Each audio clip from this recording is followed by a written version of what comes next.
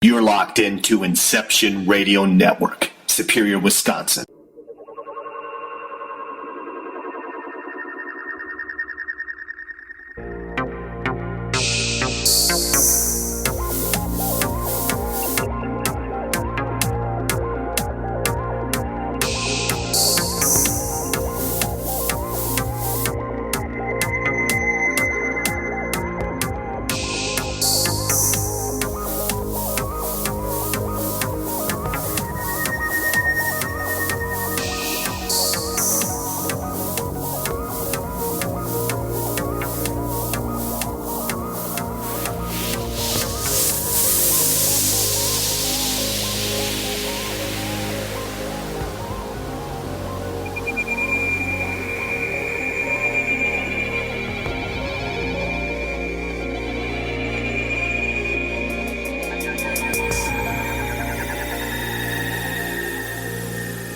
And now your host of California MUFON Radio, Lorien Fenton.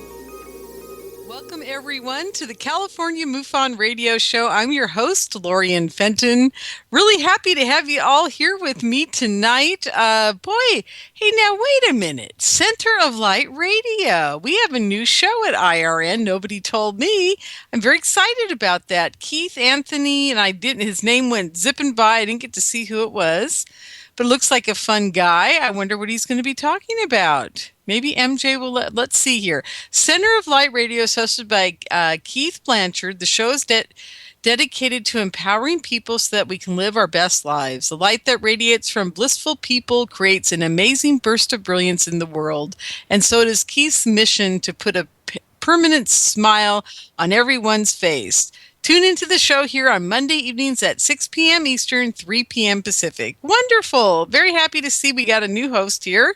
And we got a new show with my buddy Mark Schwartz and his guy. God, I can't remember the name of their show. It has Truth Funders Radio, I think is what they called it. And let me see. And there's Renee, and I never did mention Renee's new show here at the network. Boy, bad on me. Okay, let me go look through here real quick. Oh, yeah, I'm off on a tangent, folks, already. Oh, gosh, I'm having quite the day today. It's tax day, and you guys all know I am a bookkeeper, so it's been an interesting last couple of, 48 hours of me kind of going out of my mind. So there we go. Yeah, Renee Barnett has the new show Night Vision Radio. I never did announce that. Truth Funders Radio's on Wednesday night right before me. And now we've got the new show. Now let's see. I just said it and I can't find it again. Where is it? Come on, show up there, please. Let's see if it shows up in the... oh dear, you know what? It must be back on page 1. We have so many shows now. We got 3 pages of them. This is cool. Center of Light Radio. Okay, great. So, folks, we've got all kinds of new stuff coming here for you at IRN. I'm very excited for them. This is wonderful. And, I was supposed to have a different guest on tonight, but I have my good friend Plutronus here with us, and we're going to talk a little bit in a few minutes. I've got to get through some business, as usual, at the beginning of the show. And he and I are going to talk about probably UFOCon for a while, and then I'm going to corner him on a couple subjects I thought about when I was having a 3-hour conversation with him when I was stuck at the airport on, was it Sunday? I think it was Sunday I was stuck at the airport.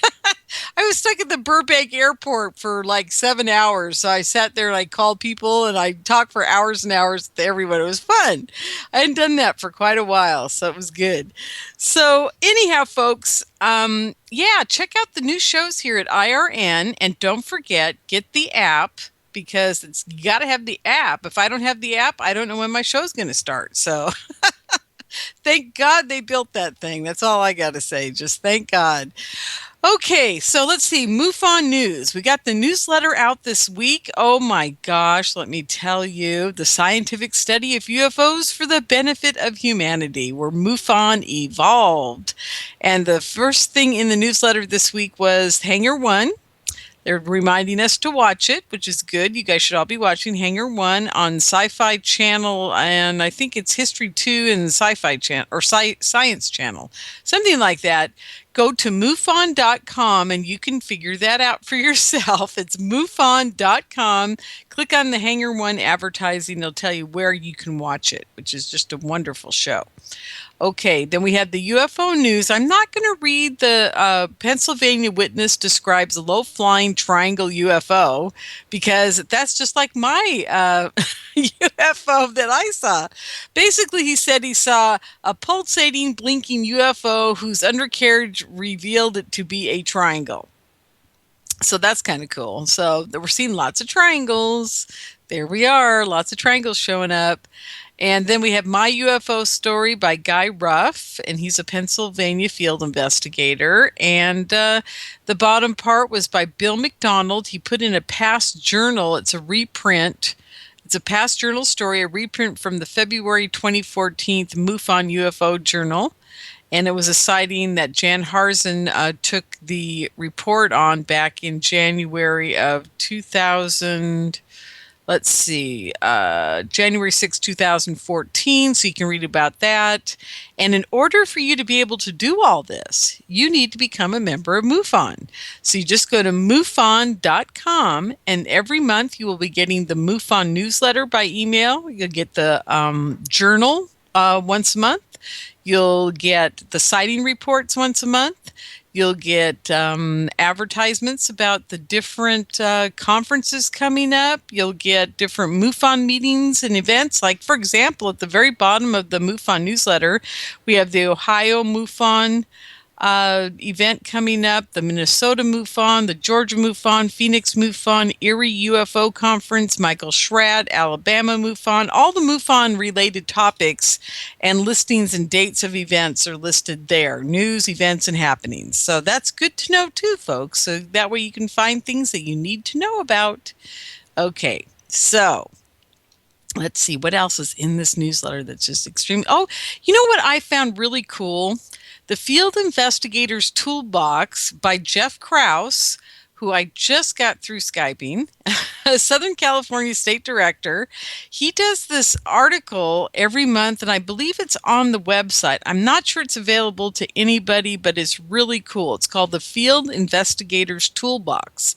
And what in issue 3, he talks about his iPad and how he uses it in field investigations. It's really awesome. I'm going to click on the link and I'm going to go there. It is up on the MUFON site. Just type in the search, type in the Field Investigators Toolbox, or you can type in Jeff Krause, that's Krause, Krause, Jeff Krause, and it will show you this amazing picture of different things that you can do with the iPads and the apps and the cell phones and the apps. And wow, he's got one here. It says it's called a Stellarum, Stellarum, Stellarium.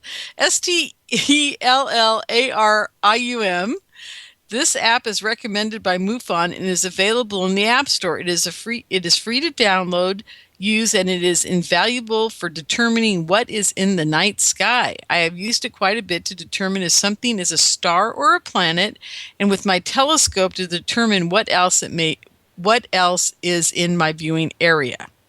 The Sea Level is a great free app that serves as an inclinometer, INCLINOMETER, inclinometer, or level. It can also be used to measure distance and is also available in the App Store. The Triangulex is the perfect app for either triangulating the position of an object or place. Simply place the crosshairs on a distant landmark than on the object or area in question. It couldn't be easier to use. The Triangulex is also a free app available in the App Store. And he goes on to talk about other places to get things and using your iPad and what have you. But what a fascinating article. You guys really got to read this. And it's got the azimuth and the bearing, and he's just showing all kinds of cool stuff here in this picture he took of his room. It's kind of cool. He's got a Marshall amp and a picture of a cowboy. You know, it's got to be Jeff's house if it's got those two things in it, because he is a cowboy singing kind of guy, if I remember correctly. Okay, well, let's see. Have I done all my MUFON? No, I haven't done my MUFON chores yet. I'm not done. Now, let's see. Where is it on the website? I'm going to find it tonight. I'm actually going to find where they're advertising the symposium. I'm going to go there. Okay. Now, the 2015 symposium. Okay, there we go. Right there on the very front of MUFON.com. You'll click on it. Big blue letters says 2015 MUFON Symposium. Takes you right to MUFONsymposium.com. And this is going to be an amazing event, folks. There really are some nice people speaking. They're people that I actually like. Now, there's a few, as you guys all know, there's a few that I'm not, real fond of. But they've got some really cool new people. So I'm really excited. Aaron Judkins, I really like him. Paul Hellyer will be there, and I really like Paul. Linda Zimmerman will be there. Nancy Turturi will be there. She's cool. Preston Dennett will be there, and he's always awesome, and we're going to hear more about him tonight. And, there's a few others that are okay. I'm not going to go into detail about why I would think they're just okay. But, all in all, we've got some good people going. I love Jaime Maussan. He can do no wrong. John Greenwald, he's always good. I'm not sure who Cheryl Jones is. She looks like she was a TV person, maybe a newscaster. Someone will have to help me on that one because I have no idea who she is. But anyhow, I'll look her up and I'll maybe get her on the radio show and we'll talk to her and see what she's going to talk about at the symposium. That'll be a lot of fun. And don't forget, one very important thing about the MUFON Symposium that you all need to know about is the field investigator training. It goes on, I think, Thursday, September 24th is when it is taking place. It starts at 7:30, 8 o'clock in the morning. That's when the check-in begins. And then Robert Powell will be teaching he'll be teaching the case management system from 8 to 8:45. And then Chase Koleski, I can never pronounce her name correctly. She's going to teach you guys how to interview witnesses. Then there's going to be a break. And then Fletcher Gray, which is one of my favorite people. I actually love Fletcher very, very much. 10:15 to 11, he'll be talking about collecting evidence. Then we'll have a lunch break. And then Rich Hoffman, he's going to teach you how to write in a reporting style instead of just like, oh yeah, there was a big old blue blob in the sky. Like I would do if I was the person just taking the notes. And then Chuck Molden, the field investigator, apps. Oh, cool. So they're going to have a whole section on just the apps alone for your different iPads and cell phones and computers. Oh, this can be great. And then Mark D'Antonio, he'll be doing UFO photo analysis. So that'll be cool. And then Kathleen Marden. Now, this is the best part of the field investigator training, folks. This is something new they've just added to the field investigators training manual. I just found out. Kathleen Marden will be doing investigating abductions.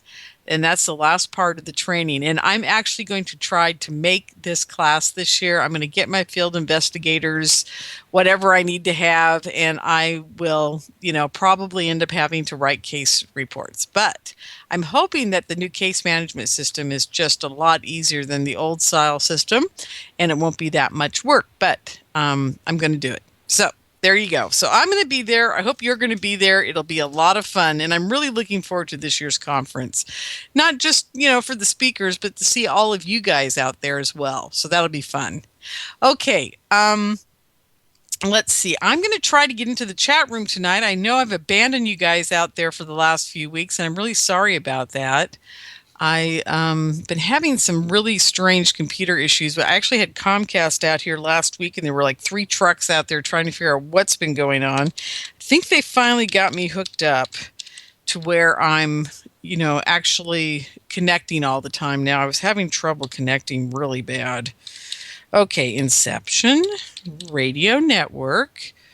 Okay, let's go there and see if I can get in the chat room tonight. This will be fun. Okay, in the meantime, Mr. Plutronus, are you with me? Are you out there in Tronnyville?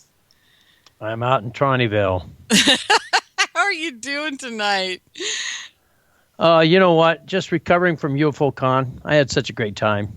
Oh, good. I'm really glad. I did too. It took me about a week and a half. I got sick. I got a cold. I got a sinus infection. I mean, it's like everything went wrong. But you know what? It was all worth it, wasn't it? You worked your butt off. I did, didn't I? Yeah, you did. You worked hard. I was very impressed. Well, it isn't just the work that's always what people don't know, and I think I'm going to spill the beans tonight. What people don't understand about putting on these conferences, if I just had to put on the conference, I wouldn't even break a sweat, folks. I mean, that would be easy. It's when all the bizarre people in the UFO community, and I love them all, don't get me wrong, I love them all, but everybody in this community has a very strong personality. And we have people that are homeless all the way to people that are very wealthy in our community. And it seems that this year the homeless decided to be the bane in my side.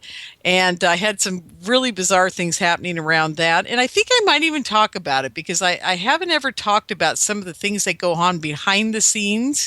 But I think I'm going to do that tonight. And I'm going to tell you the story too, Tron, because I'm not sure you even heard about this going on while the whole conference was going on.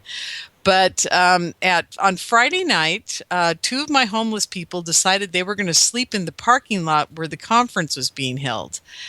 And that was okay until the police showed up in the middle of the night. And then they told the police, you can't kick us out of here because our friend paid to have this place for the weekend and we're part of the conference. Well, the cop didn't do anything to him. He basically just said, oh, okay. And then he went back to the station and made a report. Well, the next night he went back, and of course they were there, and this time they were a little belligerent to him.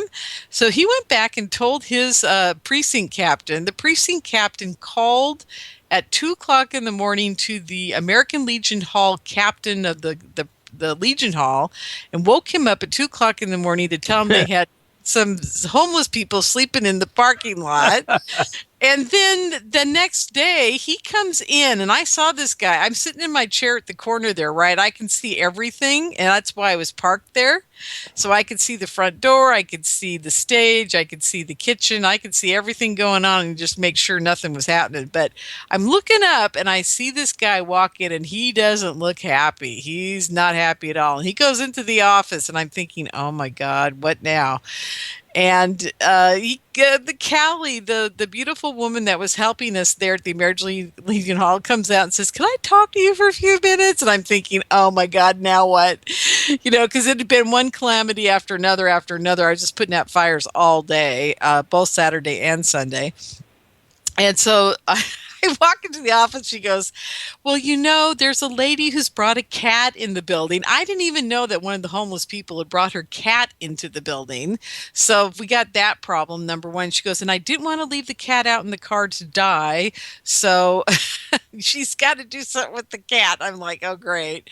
So we've got the cat in the building, and she's hiding it somewhere under a table or a chair or something. Anyhow, so I'm dealing with that. Then she says, oh, and by the way, I just talked the guy out of kicking you guys out right in the middle of your conference because the police woke him up in the middle of the night. She goes, you can never have the homeless people stay here again.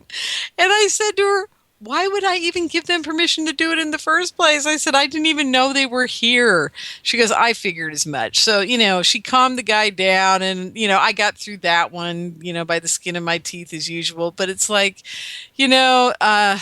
I love the people in the UFO community, Tron, but, sometimes they just don't think and they take advantage of the situation to the point where it can cost me, thousands of dollars of, putting on a show and being kicked out of the building, I mean, it's like, oh my God, I just wonder about people sometimes, but hey, what do you do? So did you know that was all going on while you were there? No clue. No clue. Yep. See, that's just one of the 5 or 6 things that happened during. Well, I had 2 guys follow me into a bathroom after my lecture.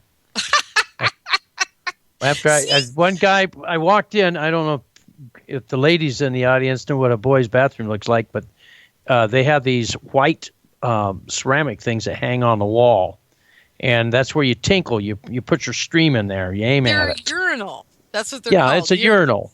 Yeah. And when there's generally there's 2 or 3 of them on a wall. They'll have a little short one for 6-year-old kids, and then there's a medium-sized one, and there's one for tall guys. And I always go into the middle one because they have these 2 metal walls that stick out from the wall, supported on the wall between the urinals. And I can just go in there and rest my arms on it and just sort of, it's sort of like a hangout bar, while I'm taking a pee. Okay, I'm not sure we need this much information, but So after I get off the lecture, these 2 guys follow me come right over in front of my table, and they start yakking at me and there's another lecture going on, and the lecturers are all sitting all the lecturers are sitting at this long table, and they can't see through these 2 guys. They're yakking at me about orbs. So I get up and go over to a table.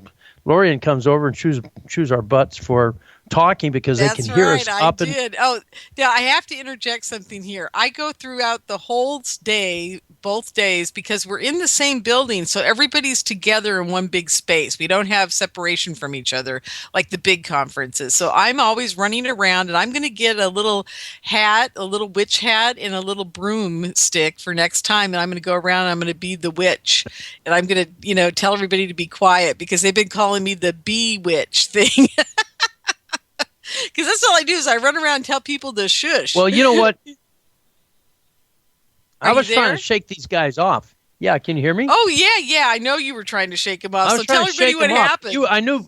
Anyway, so I get up and I change tables, and they follow me over that table. Then I got up and went in. I figured I'd get rid of them by going into the bathroom. I was sitting there in the bathroom, and these 2 guys follow me in. One's got a laptop, and he's got it wirelessly connected, and he's got it hanging up over the side, and he's showing me what I swear to God looked like pictures of Venus.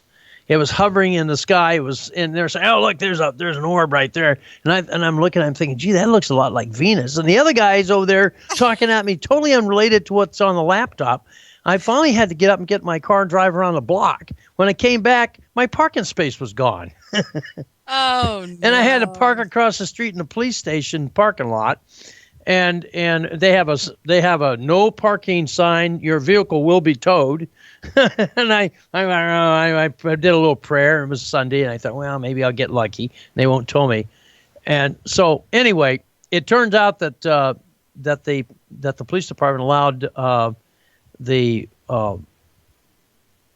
Veterans Hall to have parking over there, so it was never a problem.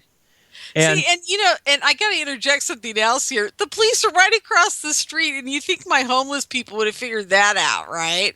Yeah, duh. Anyway, I couldn't believe it. It was a big audience. I mean, what was there, like 700 people in there, 500 people? There was a lot of people. I wish. No, there were probably at our best moment 125. And I don't believe it. No, there were only 125. No, I don't believe it, man. I counted the chairs. Oh, no. I wish. 100, sweetie. Well, 100 chairs is 10 rows by 10 wide, right?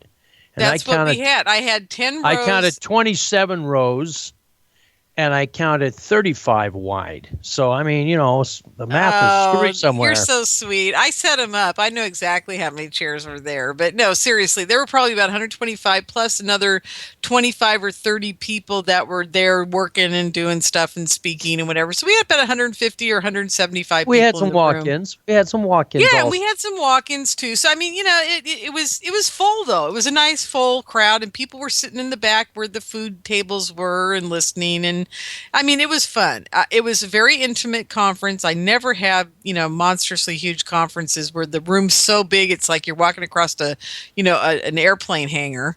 True. Yeah, I don't do those. But those kinds of conferences aren't even fun either. Yeah, mine are fun because people sit down next to each other at tables and start yakking while they're eating, and everybody's talking to each other when we're not having a speaker, and it's more family oriented, I think. So. Well, the thing I liked about it, I mean, I've been to a few conferences, and I stopped going because it's the same story every time I go.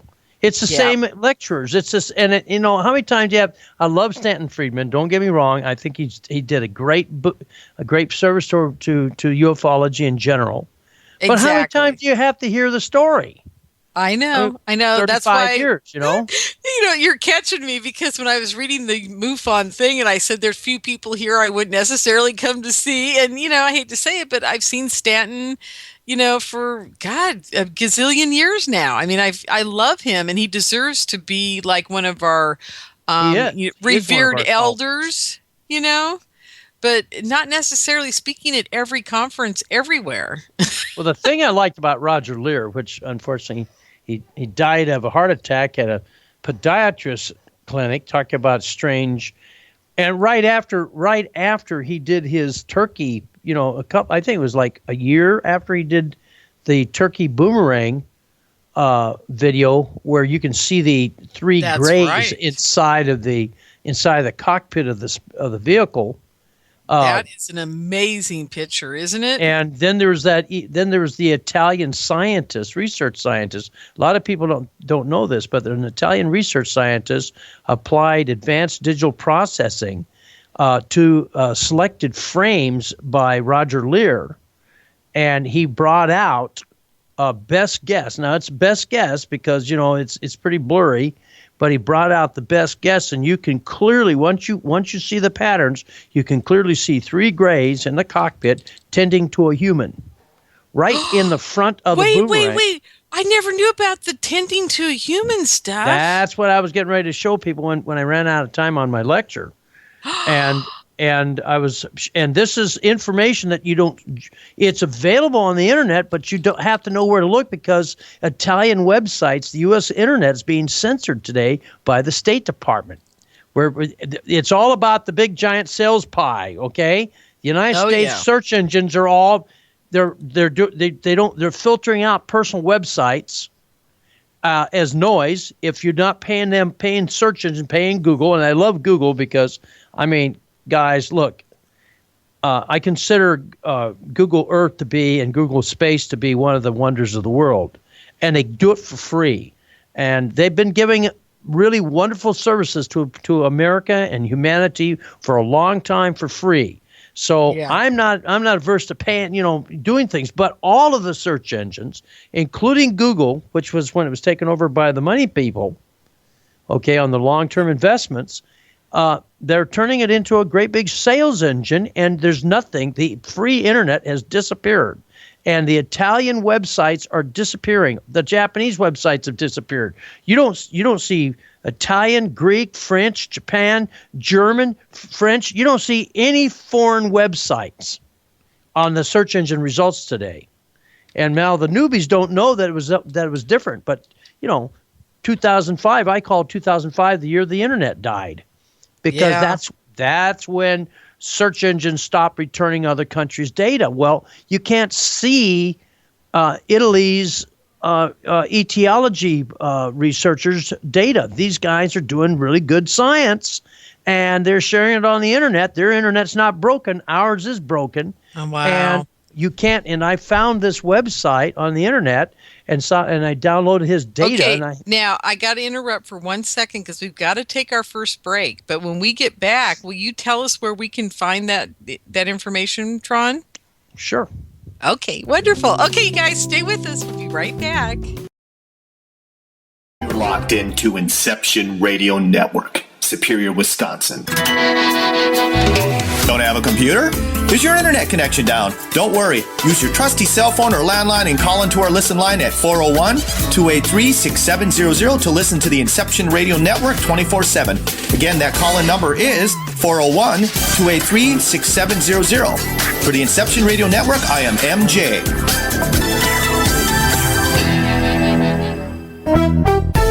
Hi, Inception Radio Network listeners. This is Amanda. Just a reminder that Inception Radio Network is on Twitter. Follow us at I_R_N and keep up to date about who's on tonight, what interviews they'll be doing, who's guest spotting, what topics they'll be covering. Tweet to us, tweet about us, retweet topics to your friends, and most importantly, never miss a great show again. That's I_R_N.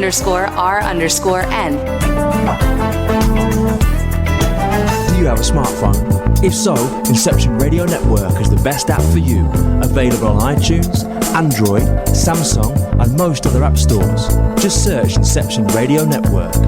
With the app you can listen live, check out podcasts of recent and past shows, view our videos, see what shows are coming up, who the guests are, and, via the chat room, send live questions to those guests. You know it makes sense. Check your app store now. Inception Radio Network. I'll see you there. Hello, IRN listeners. This is MJ saying hello and sharing an awesome secret I discovered. It's called dreamnuage.com. Fresh, raw, organic ingredients are used to create all their products. They are made in very small batches to ensure quality and freshness. Handmade in the USA, each product is created with care and with the finest organic ingredients. There are no preservatives, dyes, or chemicals in any product. Stop by Dream Nuage and relax. That's DREAMNUAGE.com. Simple, raw, organic.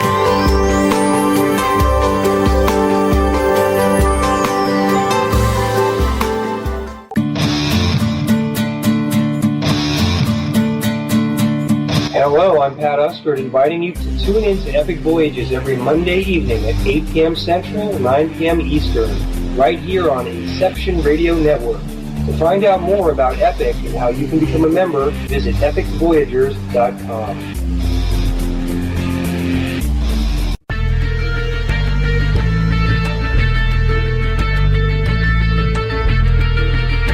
EPIC is Extraordinary Phenomena Investigations Council, the forum for scholars, experts, and those fascinated by and involved in the study of ancient civilizations, conspiracies, cryptozoology, ETs, and UFOs, fringe science, the paranormal, and all manner of extraordinary phenomena. Please join EPIC as we examine the mysteries of the world and beyond on epicvoyagers.com. And for updates on the upcoming interactive video presentations, the latest news and discussion on the EPIC forums, as well as research, investigations, and membership opportunities. Epic Voyages program schedule is on the Inception Radio Network. Thank you for joining us.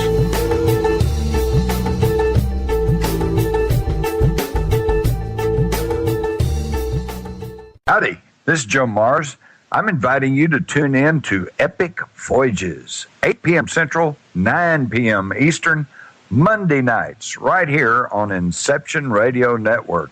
To find out more about Epic and how you can become a member, visit epicvoyagers.com. That's epicvoyagers.com. Hello, everyone. Lorien Fenton here, host of the California MUFON Radio Show, asking if you'd like special access to exclusive and amazing information about UFOs, the paranormal, and all things unexplained. If you're nodding yes, then join IRN's Insider Club. As an Insider Club member, you'll get an all-access pass to premier Inception Radio Network content for only $4.99 a month.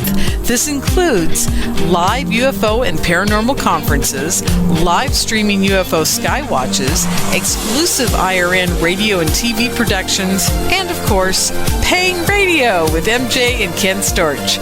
So don't wait any longer. Visit InceptionRadioNetwork.com and click on Member Login to join IRN's Insider Club and get your VIP access today. Welcome back, everyone, to the California MUFON Radio Show. I'm your host, Lorien Fenton. We're here with my good friend Tron this evening. We're just yakking about UFO Con and the different people that were speaking there and what he talked about and what I talked about. I ended up having to speak, so I haven't even told you guys that yet. So I'm going to talk about that a little bit tonight, too. So I was telling you some behind-the-scenes stuff that goes on at all conferences. Oh my gosh, you guys have no idea. When you're a conference producer, you feel like a 3-ring circus master all the time because our community is, always very interesting. I love them to pieces, don't get me wrong, and I have dinner, I break bread with them every month, and I love them all dearly, but I'll tell you folks, it really, we've got to get our people in better situations financially and in many other ways too. And that's one of the things that I have going for me, that I do hope that the angels or the extraterrestrials or the other dimensional beings out there are helping me with. I really do. Because I think that's what I'm here for now. I've been doing a lot of soul searching lately. And my retreat center, where I can put on my conferences and bring in speakers and authors of ufology and, psychic stuff, and maybe even a little bit of religion too, because I'm not opposed to different types of spirituality at all. If I can have a place for this and to have my goats and grow my lavender and my garden, hey, that's all I care about. That's what I'm going for, and that's what I really, really want. I've been really, like I said, doing lots of soul searching, and the whole thing about getting on the UFO circuit and doing the whole bit, I'm writing my book, and I just don't even know if I want to do it after it comes out. I just want my goats. I know that sounds crazy, and I'll tell you guys something. If people in the UFO circuit are on the circuit or in the community, and they're out there and they're talking at all these conferences and everything, and you walk up to them and you say, "What's your 5-year plan for this?" And they look at you and they say, "Oh no, I just plan on doing this and writing books the rest of my life," then you maybe start thinking about them, because I'll tell you what, if you're really into this and you're really making contact and you're really doing stuff and you're really concentrating on where this needs to all go, the first thing you want is out. If you're being used in this capacity in some way, shape, or form by the extraterrestrials or somebody out there, all you can think about is getting out. That's the main ingredient here. Everybody I've talked to that tells the truth on the UFO circuit, all they look at me and they say, "Oh, please, I want to do my job. They've got me doing something here. I want it to happen. I want to get it done with, and I want to write, maybe I have to write 1 or 2 more books, and then I have to speak for 5 more years, and then I want out." And they just say, "I want a nice condo on the beach," or "I want a farm somewhere," or "I want this," but they never say, "Oh, I plan on doing this the rest of my life." Not a single one that's being driven into this, I'll tell you what. Anyhow, okay, Tron, are you with me? I know he's reaching for the mute button. That darn mute button. I hit that button. I hit it twice and it didn't unmute. Well, that's okay. I can talk until you find it. I have no problem with that. But isn't that the truth? Everybody you talk to in this community that's really in it because they're being driven to do it, they all say to you, to a person, they say to me at least, "Yeah, I don't want to do this the rest of my life." Well, yeah, that's because I don't know if that's. I don't know why they want to get out of it. I came into it from a different perspective than most of these people. Well, you're not. Now, see, I would be into it just like you are. I have no problem doing that. But see, you're not on the circuit. You're not out there at all the conferences speaking all the time and doing all that. That's true. That's true. I couldn't do it. I couldn't do it anyway. I mean, right now I'm interviewing for a contract position in Virginia, and cool. 6-month contract position doing engineering for somebody. And so I couldn't do it anyway. In any case, But because it's a kind of a staccato process, meaning that it's an interrupted. There's interruptions in the process. It keeps it interesting for me. Right, exactly. And I'm also not doing armchair research. When I do my ET science, I'm doing basic science. I'm doing basic science, basic research. Most of the people on the lecture circuit are reading other people's science. They're not generating new science. Right. They're not generating new data. Roger Lear, the reason why I brought Roger Lear up with relation, and my point I was making there with Roger Lear as compared to Stanton Friedman. Stanton Friedman did basic science a long time ago, but he's not doing any new science since. Roger Lear was actually doing frontier science because he was continually looking for new solutions and new answers to questions that he found. And in the process of doing that, he got some of the best video that I've ever seen of grays. And I'm sure there's other excellent videos.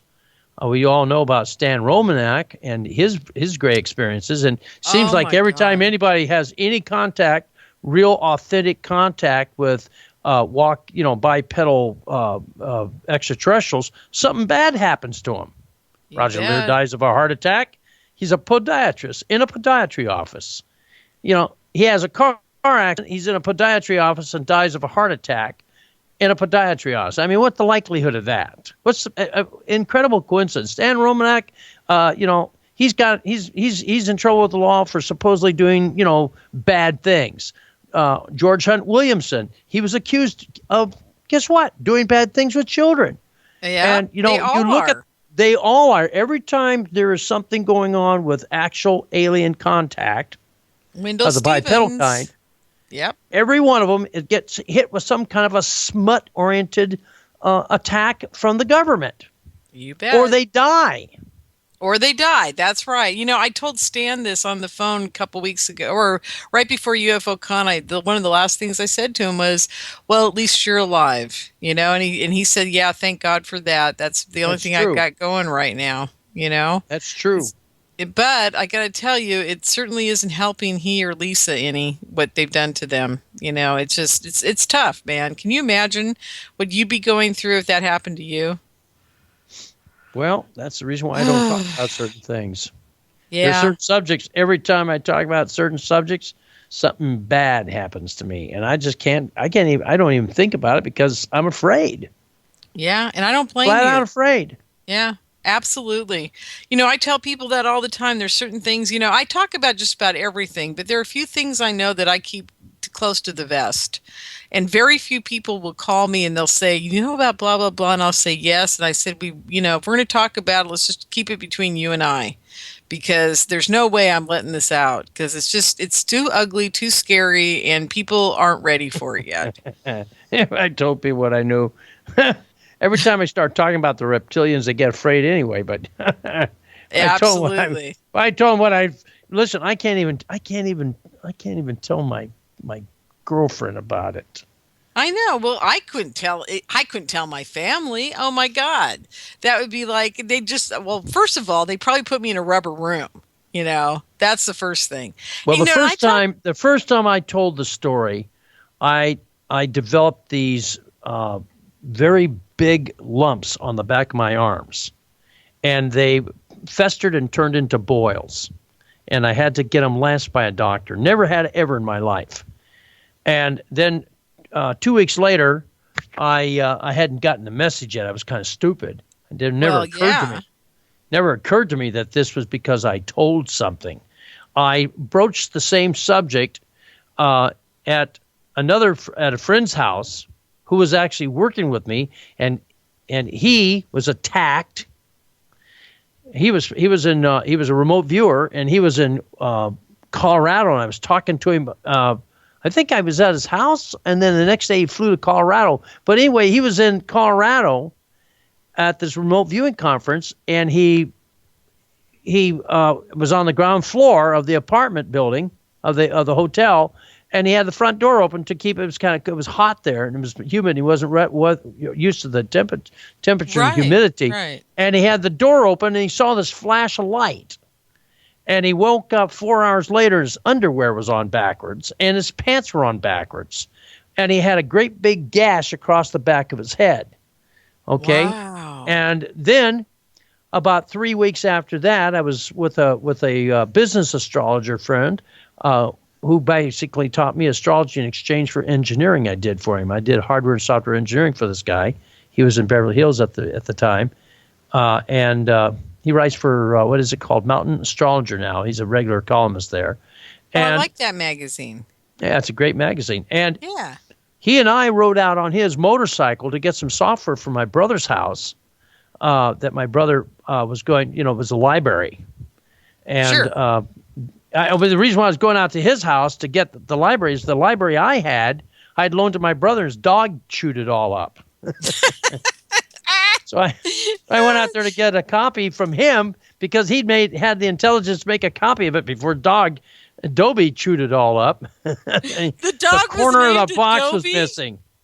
Wait. Now slow down. The dog was named Adobe? Yeah, Adobe.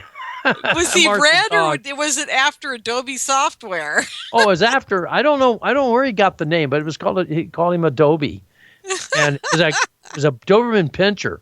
Oh, he's probably a red Doberman, right? He was a red Dobie. They're beautiful dogs. They're so intelligent, so gentle. They're wonderful Now, animals. wait a minute, Tronny. I used to show Dobermans, right? I didn't know that, no. Oh, yeah. My heartbreak. Someday I'll tell the story of my heartbreak about my dog. I had to give it up for my second husband.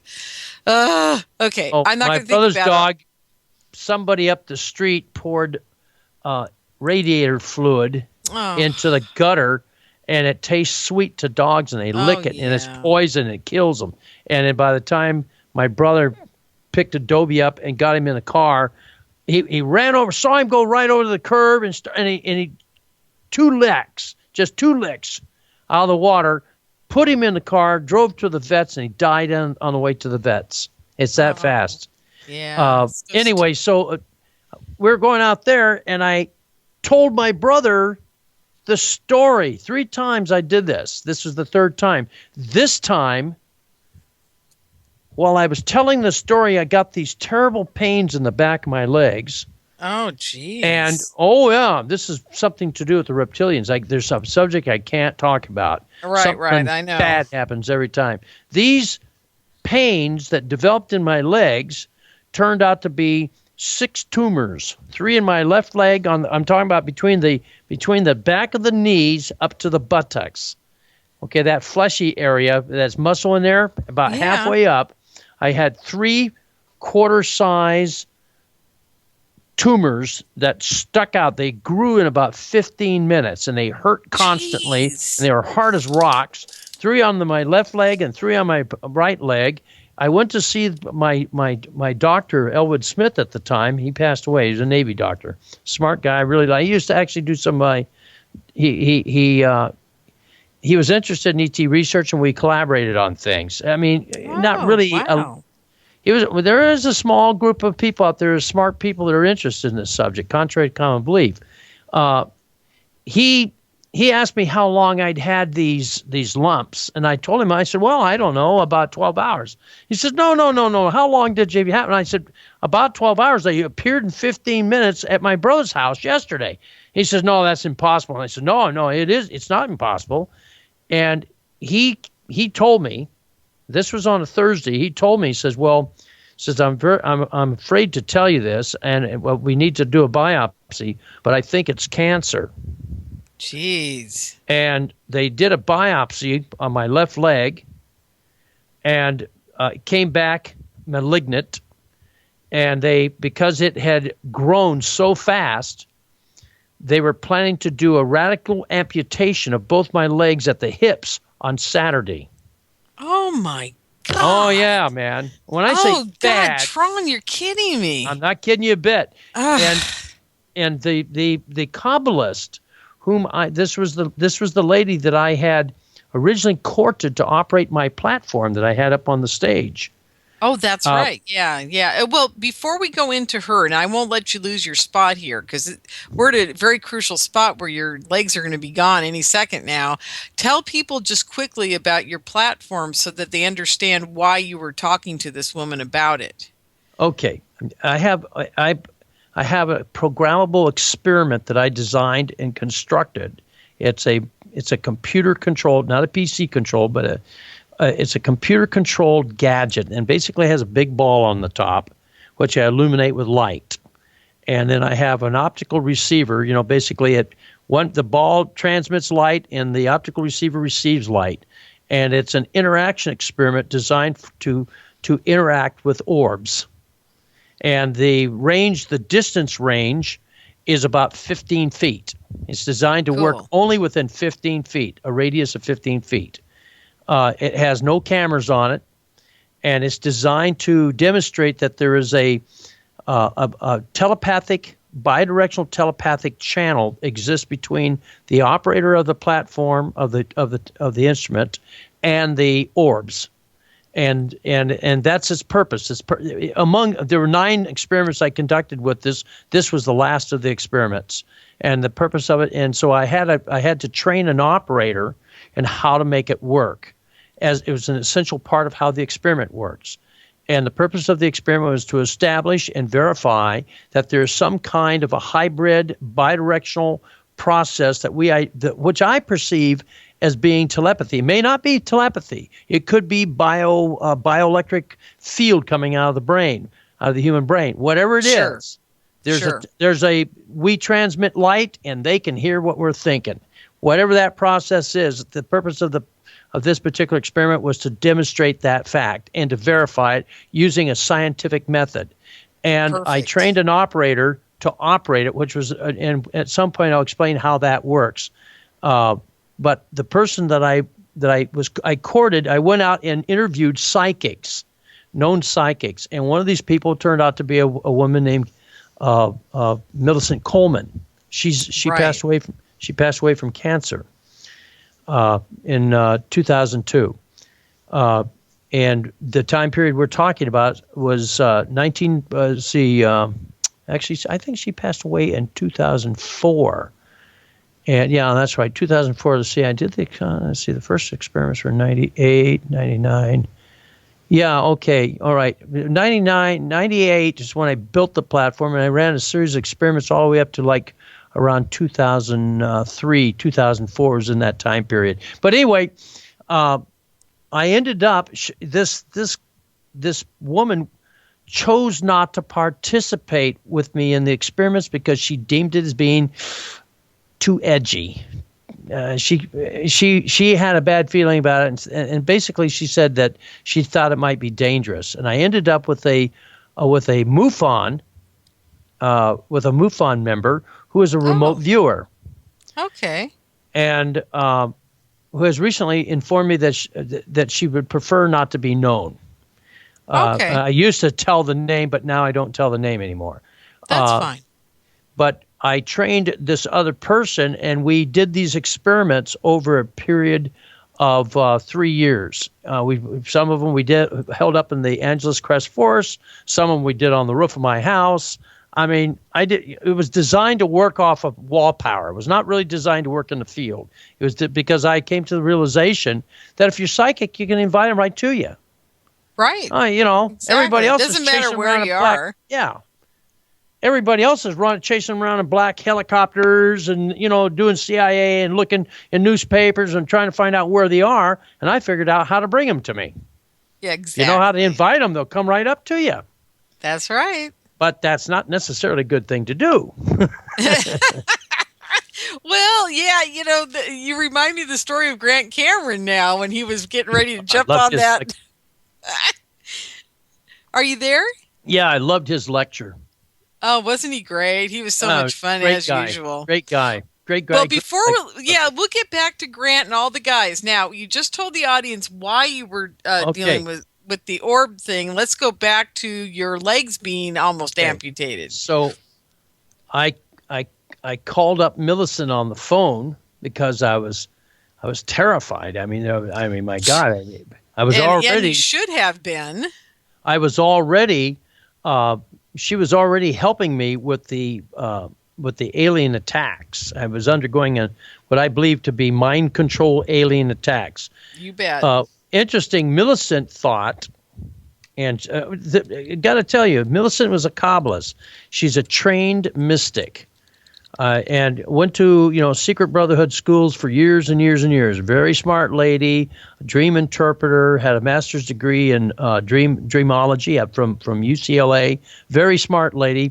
She was a what they call a ghostwriter for a number of famous people. Basically, they'd pay her money to write stories, and they'd publish under their names. But it was Millicent doing the writing. So she was already helping me with other spiritual issues. And I called her up and I told her, I said, Millicent, that I have cancer in my legs. They want to cut my legs off. And she talked me out of doing it. Thank God. And she introduced me to something called the Schultz. There's a alternative medicine guy named Schultz. And I got these tapes, and she convinced me that this was a spiritual problem and not really a true genetic problem. Cancer's in some way it's a genetic issue of some kind because the way it propagates. And she said one's biologically caused and one is caused by aliens. through spiritual by messing around with your energy centers, and she talked me out of doing it. And I used the Schultz method, where I would take wool, dip it in castor oil, which is a very nasty. It's like cold honey. It has the viscosity and stickiness of cold honey. Yes. And it's smelly. Yeah. It's extremely smelly, but it is one of the most wonderful remedies known to man. And they used to make you drink it for all kinds of stuff, and it would actually help you. Yeah. Oh, stuff was fabulous. I don't know what it's like now. I don't know the quality of it now, but go ahead. But I got the stuff at I think it was Whole Foods or Whole Earth or something like that. And I would dip these woolen cloths in this castor oil and wrap my legs with it and go to sleep like that. It was the only way I could lay down, and I had to put plastic down because it ruined the sheets, it ruined the bed springs. We did this for, I think, pretty close to 7 months.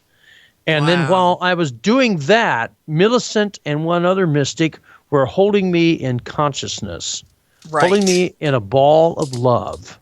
Yep. That's it. The ball of love, or the sun of love, as I call it. And they thought the cancer out of my body. Yep, absolutely. And you know what's interesting? I just went to the Bengston method that Grant talks about in his lecture, Grant Cameron.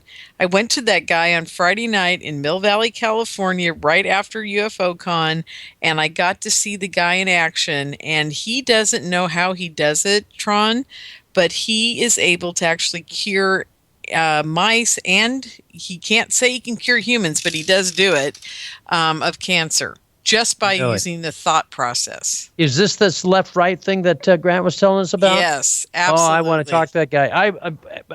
I want to do it for my gal who has MS. Oh, yeah, that's right. Oh, yeah, we've got to check into that. I talked to him about that, remember? Yeah, yeah. I'll get you the guy's name down in L.A. I'll walk on broken glass, man. I'll walk on barefoot. Oh, no, I hear you. No, we'll take care of that. I forgot to tell you about that. So we'll, after the show tonight, let's talk, okay? All right. So perfect. Okay, now that we've done our business live on air. Millicent helped me every day for 1 hour a day for 3 years without pay. Oh, see, now that's a saint. That's a true mystic. Mystics don't charge. Absolutely. Now, psychics charge, but mystics don't. You bet they do. Yeah, and mystics don't. And I got to cut us off because it's time for our next break. But we'll be right back, folks. Tronny and I are having a great conversation tonight, and I hope you're enjoying it as well. We'll be right back. You're locked into Inception Radio Network, Superior, Wisconsin. Don't have a computer? Is your internet connection down? Don't worry. Use your trusty cell phone or landline and call into our listen line at 401-283-6700 to listen to the Inception Radio Network 24/7. Again, that call-in number is 401-283-6700. For the Inception Radio Network, I am MJ. Are you a fan of Inception Radio Network? Do you reckon it's the best alternative talk radio station on the planet? Well, if you do, head to facebook.com/Inception Radio Network and like the page. Tell your friends, spread the word, and keep listening to the best. Hello, IRN listeners. This is MJ saying hello and sharing an awesome secret I discovered. It's called DreamNuage.com. Fresh, raw, organic ingredients are used to create all their products. They are made in very small batches to ensure quality and freshness. Handmade in the USA, each product is created with care and with the finest organic ingredients. There are no preservatives, dyes, or chemicals in any product. Stop by Dream Nuage and relax. That's DreamNuage.com. Simple, raw, organic.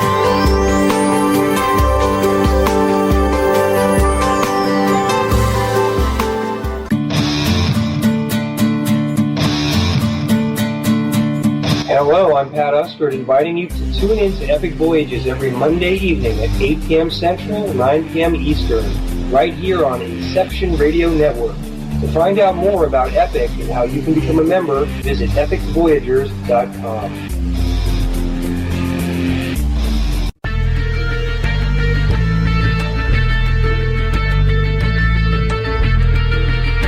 EPIC is Extraordinary Phenomena Investigations Council, the forum for scholars, experts, and those fascinated by and involved in the study of ancient civilizations, conspiracies, cryptozoology, ETs, and UFOs, fringe science, the paranormal, and all manner of extraordinary phenomena.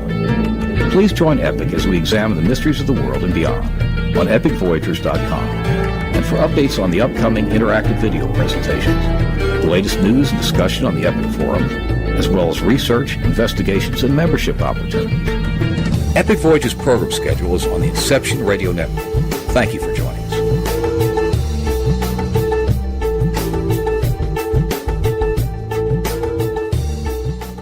Howdy, this is Joe Mars. I'm inviting you to tune in to Epic Voyages, 8 p.m. Central, 9 p.m. Eastern, Monday nights, right here on Inception Radio Network. To find out more about Epic and how you can become a member, visit epicvoyagers.com. That's epicvoyagers.com. Hello, everyone. Lorien Fenton here, host of the California MUFON Radio Show, asking if you'd like special access to exclusive and amazing information about UFOs, the paranormal, and all things unexplained. If you're nodding yes, then join IRN's Insider Club. As an Insider Club member, you'll get an all-access pass to premier Inception Radio Network content for only $4.99 a month. This includes live UFO and paranormal conferences, live streaming UFO skywatches, exclusive IRN radio and TV productions, and of course, paying radio with MJ and Ken Storch. So don't wait any longer. Visit InceptionRadioNetwork.com and click on Member Login to join IRN's Insider Club and get your VIP access today. Welcome back, everyone, to the California MUFON Radio Show. I'm your host, Lorien Fenton. We're having a really good time tonight, and don't forget to get your app, folks. I keep telling you that, but I mean it. It's like you got to have the IRN app. It'll just remind you to be here with me on Wednesday night, and we got all kinds of new shows showing up here at IRN. Some really fun people, especially my buddy Mark Schwartz and Art Bell, Art Webb, right before me here on Wednesday evening. So now you've got a full evening of really cool people, and I'm not sure who's on right after me. I should probably check. But whoever it is, I'm sure it's a really fun show as well. So you guys, I hope you're hanging out with us on Wednesday night and every night at IRN, because we're doing some really fun things. And I am going up to, now this is just a maybe on my part, but I'm looking into it. I might be up at the McMinnville UFO Festival in McMinnville, Oregon, the second weekend of May, doing some recorded or live broadcasting for IRN that will go into the Insiders Club. So I hope that you guys are interested in that. I might go, I might not. It's all up in the air. I have to go up for Mother's Day. I hate to say it. I may just hang out for another week and go to the conference. But we'll see. It'll be a lot of fun if I do. I've never been to the McMinnville UFO Festival, and you think I would have been there by now, considering I just lived right down the street from it practically when I was a kid. But hey, so there's a first time for everything. So yeah. So anyhow, a lot of things going on here at IRN, and if Lorien can get her little brain into it, she's going to be doing some more things here at IRN, so you guys can buy t-shirts and coffee mugs and all kinds of fun stuff. Even a California MUFON Radio t-shirt. I know you guys want one, and I'm going to sign them for you too. Anyhow, I want one. I definitely want one. Okay, Tron, are you with me? I want one. Oh, do you? Okay, well, I do. You and I sign me up. Yeah, you. I and mean I it. Sign me up. Sign me up. For yeah. one. Well, you got to wear it wherever you go, man. Especially. Oh yeah. I love that kind of stuff. Meetings in LA. That'll piss them off. Well, because I hate to say this, folks. Oh, I wasn't going to do this, but I am. I gotta say, if everybody that listens to my show on a regular basis, would you do me a favor? Would you either write MUFON headquarters or call them and say, why don't you advertise Lorien's MUFON show? Like I said, I'm always the black sheep at MUFON. I always feel that way. And they advertise their MUFON radio show that they put on another network, which is yet to be unnamed, and a few other things. And, it kind of makes me feel unwanted. So, if you guys would do that for me, I'd really appreciate it. You can either email them at, I think it's headquarters@MUFON.com. Anyhow, go to MUFON.com and just find out how to get a hold of them and say, look, Lorien's MUFON show deserves equal billing. I'm not even listed on the MUFON website. So anyhow, I'm just going to say that once tonight because I was looking at it the other day and I thought, gosh, all the work I do for them and all the people I get to sign up for MUFON and they won't even promote me. I shouldn't be saying that live on air because it always gets me in trouble. No wonder I'm the black sheep of MUFON. Isn't that right, Tron? I open my mouth too many times, but you know what? Talking about things like that is okay. Is it? I think it is.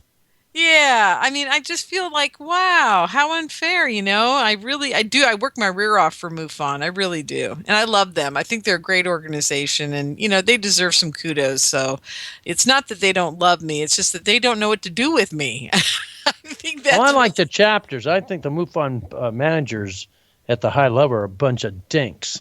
Okay, I'm glad you said dinks instead of something really bad. I don't think they deserve to be called something really bad. Yeah. Well, I hear you. I do. I have different categories. I have different categories of bad names for people.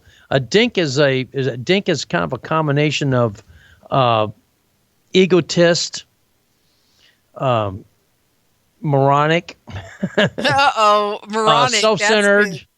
Oh, well, the problem with a lot of the MUFON. I'm not talking about the local chapter guys. They're always most of those people are great. They work hard. They have interesting speakers. Yeah, I know a lot of them, and they're really good people. I get along with most of them really well. What's his name? Ruben Uriarte. Ruben Uriarte. Oh, we love. I love that guy. I know. Isn't he smart? The sweetest works hard, intelligent. Considerate. What's there not to like about Ruben? I know. He's the reason I became a MUFON director, really. I did go up to him and announce that I was going to do it, but he just kind of laughed at me and said, okay, he was like, and then he kind of talked me into it because I was almost going to not do it. And then he said, yeah, okay, go for it, But, he's a real sweetheart. So's Les Valdez. Another guy I like. Melco down in San Diego. The guy who dropped out of MUFON, what's his name? Steve Murillo. Steve Murillo over at UPARS. Yeah, love him. All these guys, and the reason why he dropped out is because he couldn't stand the headquarter mentality problems. Well, but it's getting better now. It's getting better. But that was part of the issues we had back 2 or 3 years ago, where when I first got on this show, I wasn't really allowed to talk about the paranormal at all. I wasn't really allowed to talk about ghost or spirituality or consciousness or anything like that. I was really forced into UFOs, Bigfoot, and aliens, and crop circles. Those are the four things. Just like with SETI, MUFON has had to blaze a trail of credibility through a sea of moronic, pseudoscientific scientists. Yeah, true. Okay, just because a guy has a PhD doesn't mean he's a scientist. I know lots of scientists or pseudoscientist PhDs. Because they got a PhD doesn't mean that they're scientifically capable. Most guys with a PhD are nothing more than better trained engineers, and they haven't got a scientific bone in their body. Okay, I agree. But it was that crowd of people that MUFON had to blaze a trail through, and in order to do that, they had to stay completely away from the paranormal. They had to stay completely away from ghosts. They had to go strictly for the hardware, strictly for the science, strictly for the physics. And that was what the MUFON model was, and they had to do it in order to be able to exist as anything but a laughable organization from the academic perspective purview. Absolutely, you're absolutely right. And now, but just it's in changing. the last 2 or 3 years with Jan Harzen at the helm, we have become what he's called MUFON Evolved, and we've added the whole section about abductions and contact and they had to, because it's happening. Yeah, exactly. It's becoming very to the forefront almost. Seeing a UFO in the sky now is just becoming an everyday occurrence. Right. It's not like it's a big thing anymore. Hard. It's also becoming so much harder with all the drones and the stealth aircraft. And I mean, the problem is you go over to aerovonics over in Chatsworth, where is it? Simi Valley. These are the guys that build the little miniature drones. I'm not talking about the quadcopters or hexacopters or the three that look like helicopters without a tail rotor. They have multiple propellers on the top. I'm talking about little tiny airplanes that are like 3 inches long. Where do they test something like that? Do they go to Area 51 or do they go out in their back parking lot and throw it in the air and it flies along, and they're flying over Chatsworth and over, Devonshire and over, they're over the valley and over Laurel Canyon and, all the different places. And people look up and they say, "Oh my God, I saw a UFO." But it's not really a UFO. It's a UFO in the true sense, in the strictest sense of the word, but it's not alien. Right. Exactly. UFO is synonymous today with alien. In reality, it means just exactly what the words depict. Unidentified flying object. Well, that's not a UFO from the MUFON perspective. From the MUFON perspective, and from my perspective, UFO means flying saucer, or it means a luminous orb, or it means Bigfoot. It's something weird, man. Yeah, absolutely. Yeah. Hey, where were we when we got cut off for the break? I just lost that train of thought. Well, we were yakking about my tumors.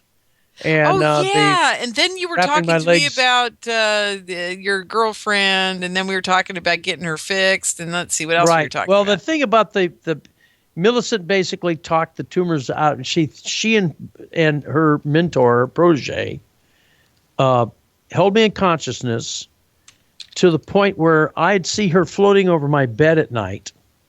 Wow. I'd wake up and I'd look up and I'd see this person floating over my bed at night, and I knew the person as Elizabeth. And the next day I'd hear in my mind the phone ringing, and I'd say to my girlfriend, I'd say, "Hey, Elizabeth's going to call me." And then the phone would ring, and I go over and I answer the phone and say, "Hi, Elizabeth." And she says, "Who the hell is Elizabeth?" And this was a Millicent calling, This was Millicent, and it turned out that I found out, Millicent and I found out together through another person who's a more advanced mystic than Millicent, which is hard to believe that there could be somebody more advanced, but there are very advanced, very capable mystics in the world, but they're very quiet and they don't talk about it, and they're not going up on stage like Uri Geller and bending people's flashlights and hammering their watches and bringing them back to into existence. But we were informed that Millicent's prior incarnation, she was a woman named Elizabeth, but her soul thinks of herself as being Elizabeth. So when I was resonating with her consciousness, I was seeing her previous life form's name. Wow. That's cool. That's really cool. It is cool. I like that. Anyway, so over a period of about 6 months, the tumors disappeared. I am cancer-free today. I went in to see my doctor, Elwood Smith, who, like I said, he passed away actually about 3 years ago. He was old, he's an older man, and his response was, "It's a miracle." That's exactly what he said. He says it's a miracle. That is amazing. And what did he do? Now, here's the $54,000 question. What did he do when you said, "No way are you taking my legs"? He said, well, yeah, he gave me a week to live. Oh, Jesus. He said it was growing so fast that that it gave me about a week to live, that it would go into metastasis, and it would kill me in about a week. That's what, and on the outset it'd be a month. Jeez. You know, a couple of days or to a month I would be alive, and then I would pass away. And because it's such a fast-acting cancer. Well, you know, you hear these stories. You hear these stories from other people. You know, a lot of people don't know, but, you know, part of the reason why Stephen Greer dropped out of the limelight like he did was because he went through the same thing. Absolutely. He had, and they hit his confidant. It wasn't his wife. His wife was back in Wisconsin or something. But he was always in the presence out here with a girl named Sherry Adamak, who was a nurse. Sherry Adamak developed fast-acting cancer, and she was dead in like 2 or 3 weeks. That's right. Yep. And you got to realize something else. In the last year, his wife has also developed it. Yeah. I think she beat it, but you know, it's every time he turns around, that's happening in his family or his friends or something. Yeah. Now, Millicent, and I say this because I know that you're into super soldier and mind control and these issues, and that's sort of your forte, even though you do California MUFON. And this is really fringy. Even for MUFON, this is fringy. Yeah, it is, but it's okay. It's my show. The Millicent was of the opinion, which I don't share with her entirely, was of the opinion that I was being attacked by military. Okay. That's what she believed. She believed that it was MK Ultra kind of attacks, and that they were doing it to get me to shut up because I was associating. You know, I talk about what I was doing, but there was a backside to the story. I had my own research group. Right. I had a website, a doctrine website, which I still have up on the air, but I don't really mix these two realities. What I do as a researcher privately and what my website represents are two different categories or two different types of ET presence. Okay. One is, what if they got probes and they're millions of years more advanced than us, and the basis of this is that they would be millions of years more advanced than us, and since we're sending probes out, we could be sending probes out. That's the genesis. That's the genesis of the doctrine on my doctrine website, which I won't mention the name here. Whereas me personally, I've gone so far past that. I'm past kicking the hubcaps, and I know that there's, you know, ET or telepathic, or at least something that behaves like what we perceive as telepathy. It may not be. It may be advanced, low data field, near field, quantum field, communications, and it's strictly. So we don't know entirely what it is or how it works, and we don't even know how telepathy works. It may be that.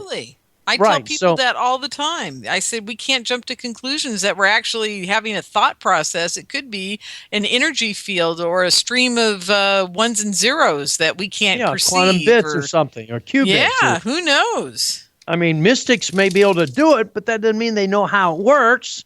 Exactly. They can tell you psychically what it does. Yep. They can tell you how it feels, but, you know, do they know biologically what their brain is doing that causes the wave to go out or whatever the hell it is? No, not a clue. Yep, that's true. Not a clue. But, so, Millicent was of the opinion that this was mind control. And I believe that it was reptilians. Well, do you think the reptilians were doing the mind control? Is that what you were thinking? Absolutely. Okay. I think the reptilians are the men in black.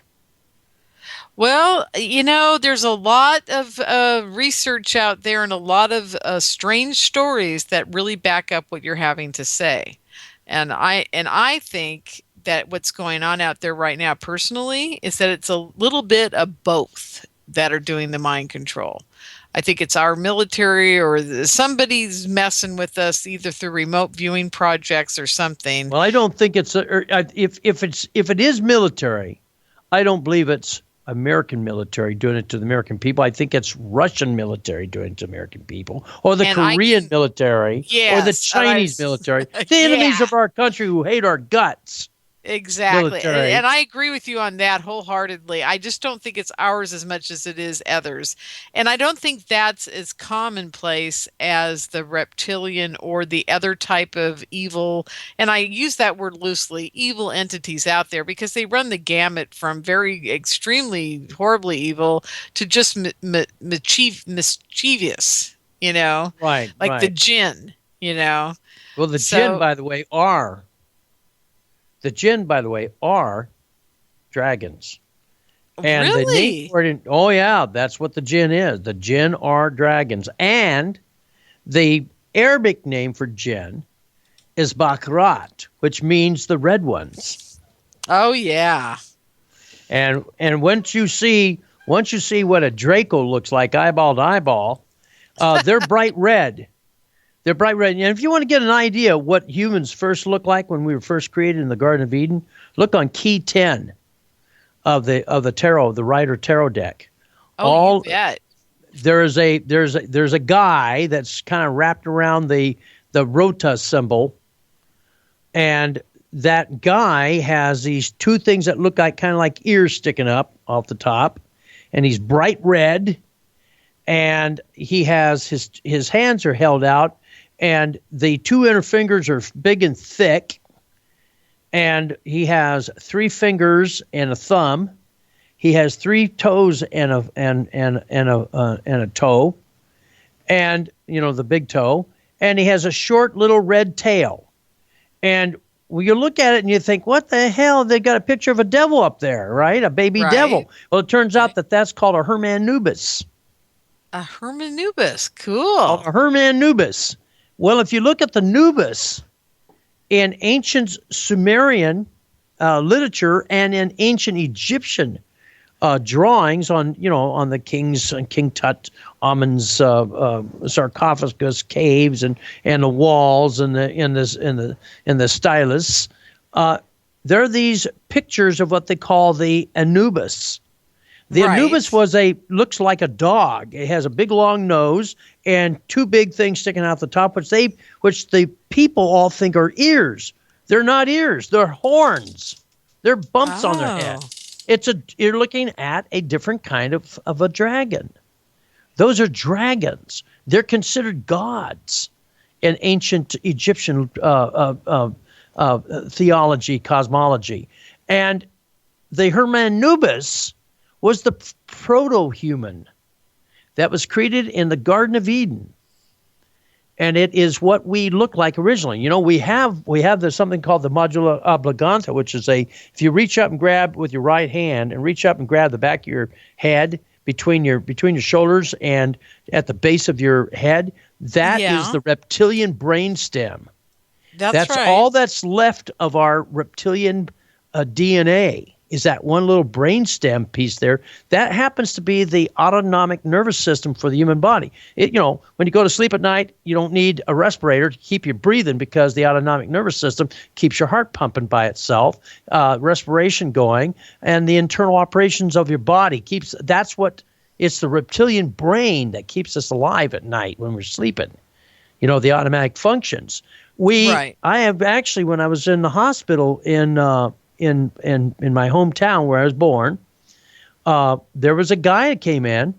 My father was an officer, and I was in the officers part of the hospital, and there was another young fellow there. Everybody else was military personnel, coming back from Vietnam and whatever, all shot to hell and back. But there was another young guy there, which I think he may have been a soldier. I'm not sure if he was a soldier or he was a dependent, but he had a little tail. Really? And he was and his tail stuck out about a foot. And it looks just like the tail on the Hermanubis, only it wasn't red. Well, now, remove it there, or did they leave it? No, that's what they were doing. Is they were trying to figure out if they could take it off without damaging his nervous system. Wow, that's a trip. Oh yeah. So I know for a fact our tailbone actually used to have a tail. So and if you want to know what we looked like when we came out of the Garden of Eden, and it doesn't matter where we came from. Well, right. I mean, really, do we care if we slither down the sea as a sloth? I probably did. Or a snake. Yeah, well. I mean, who cares if the dragons made us?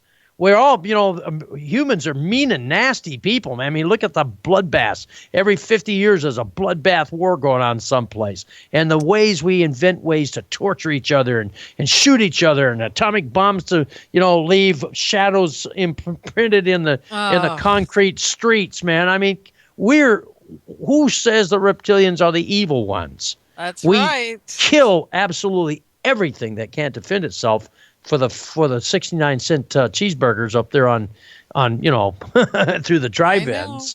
Hey, I'll tell you, I think I told you this personally a while back, but I'm becoming more and more of a hermit every day because I just can't even go out and be in real people. I had to call you the other day when I was at the airport because I was having a meltdown watching the people in the airport. It was... I was having one of my, oh my God, these are humans, oh my God moment, Oh, yeah. Well, you know what? There's a lot of programming going on, man. Between the corporations and the government and everybody wants, what we are is we're walking TV dinners for the greedy. They've got it figured out right down to how many dollars the average person makes, so that there's barely enough left over for them. What a coincidence. Yep. Isn't that interesting? And it starts with the gas tank. You bet. Absolutely, man. I'm telling you. Oh, my God. Hey, you know what? We're almost up. We've almost hit our last break. Oh, my God. It's last break. It is the last break.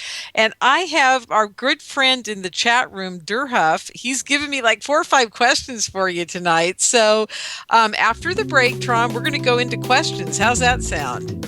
Fine. Great. Okay, I hope folks, everybody's stay having with fun. us.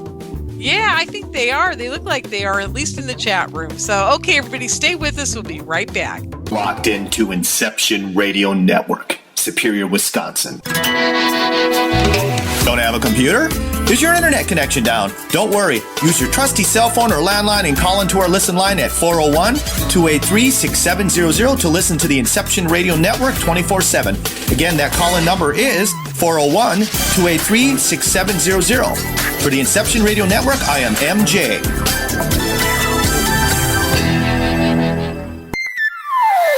Hello, IRN listeners. This is MJ saying hello and sharing an awesome secret I discovered. It's called dreamnuage.com. Fresh, raw, organic ingredients are used to create all their products. They are made in very small batches to ensure quality and freshness. Handmade in the USA, each product is created with care and with the finest organic ingredients. There are no preservatives, dyes, or chemicals in any product. Stop by Dream Nuage and relax. That's DREAMNUAGE.com. Simple, raw, organic.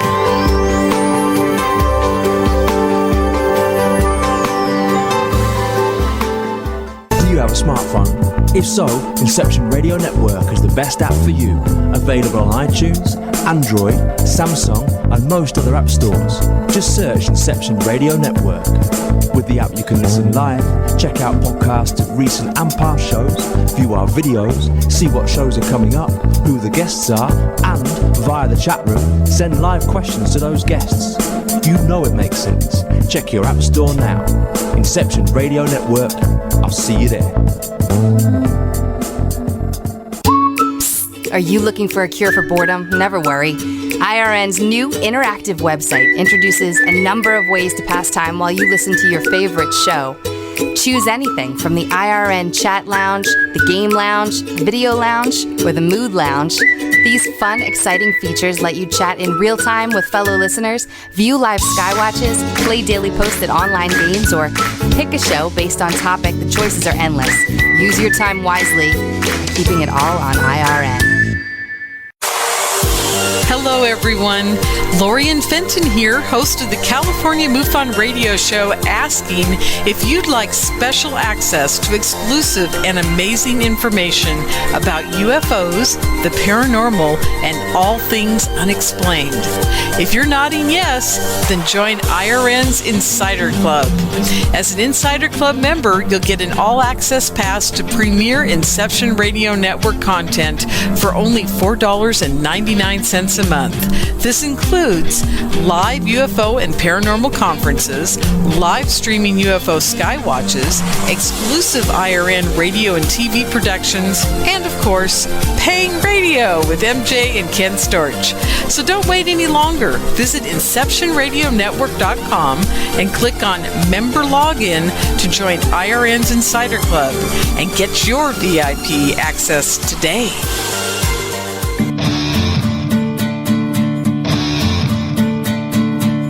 Hello, I'm Pat Usford, inviting you to tune in to Epic Voyages every Monday evening at 8 p.m. Central, 9 p.m. Eastern, right here on Inception Radio Network.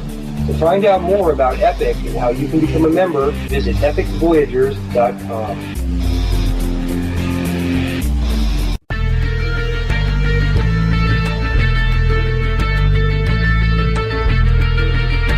EPIC is Extraordinary Phenomena Investigations Council, the forum for scholars, experts, and those fascinated by and involved in the study of ancient civilizations, conspiracies, cryptozoology, ETs, and UFOs, fringe science, the paranormal, and all manner of extraordinary phenomena. Please join EPIC as we examine the mysteries of the world and beyond on epicvoyagers.com. And for updates on the upcoming interactive video presentations, the latest news and discussion on the EPIC forum, as well as research, investigations, and membership opportunities. Epic Voyages program schedule is on the Inception Radio Network. Thank you for joining us.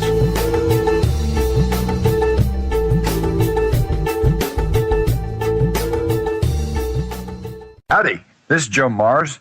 I'm inviting you to tune in to Epic Voyages, 8 p.m. Central, 9 p.m. Eastern, Monday nights, right here on Inception Radio Network.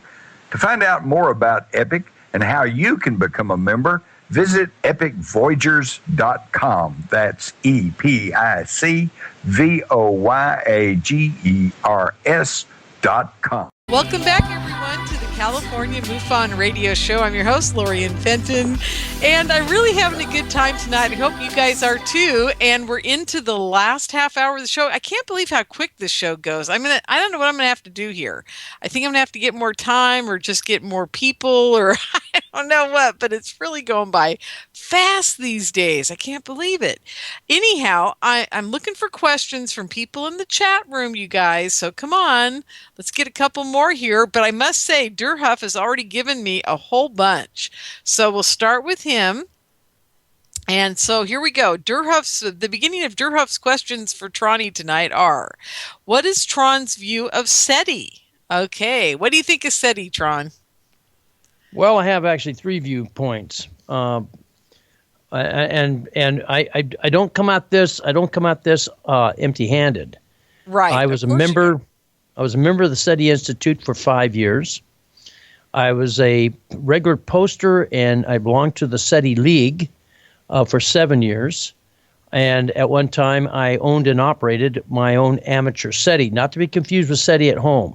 I'm talking about where you take one of the old style satellite dishes, which were like 8 or 9 feet in diameter with wire mesh, and you modify the down converter, and you feed that into a ICOM receiver, and then you feed the output of that into a sound card for the digital signal processor, and using special software that was written by one of the members of my research group, and considered the father of amateur SETI, who is a professor of electrical engineering at the University of Chicago.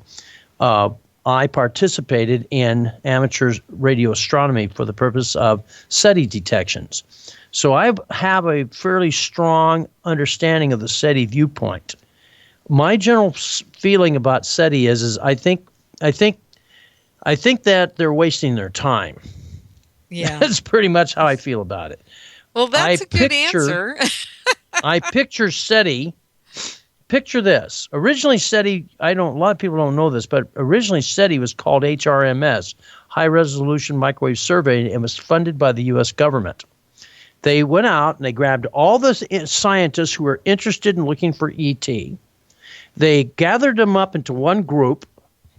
They organized them using a search model that can't produce any results.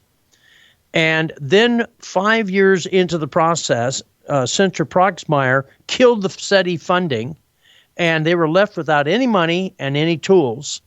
And Steven Spielberg donated $750 million creating the SETI Institute. Really? And, yeah, a lot of people don't know this stuff.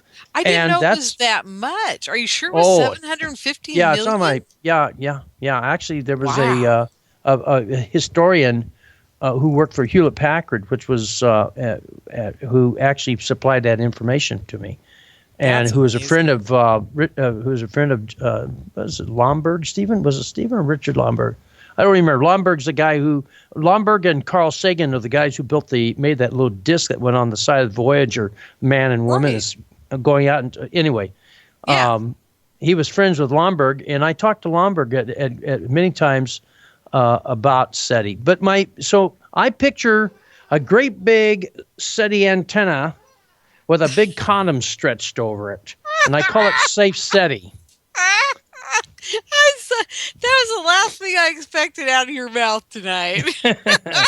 That's what I call Safe SETI, because they took all the sciences that are capable of decoding the information, and they heralded them into a cattle trough that can't produce any results. Right. Absolutely. Okay. And then the final thing is all of the SETI guys not all, that's not true.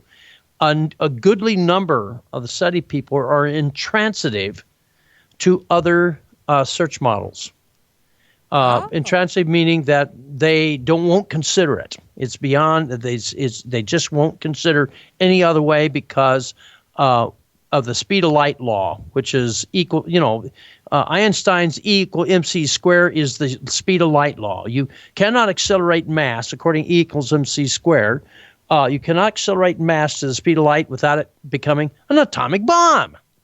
Yeah. It turns into a flash of energy. It's no longer physical when it goes to the speed of light. So that's why these guys are intransitive to other search models. So that's how I feel about SETI.